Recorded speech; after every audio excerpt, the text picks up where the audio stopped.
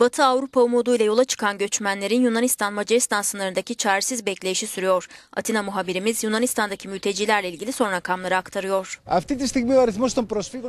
Şu an Yunanistan topraklarında 42 bin göçmenin olduğu tahmin ediliyor.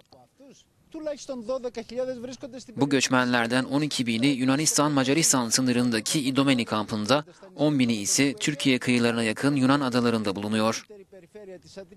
Başkent Atina'daki mülteci sayısı yaklaşık 10 bin. Kuzey sınırına kadar uzanan ülke genelindeki mültecilerin sayısı ise 20 bin civarında. Göçmenlerin %30'u çocuk yaşta. 42 bin göçmenin %42'sini Suriyelilerin oluşturduğu sanılıyor. Yunan hükümeti 30 bin kadar mültecinin barınması için imkan sağlanabileceğini söylese de çoğu göçmen bu merkezlerde kalmaya yanaşmıyor.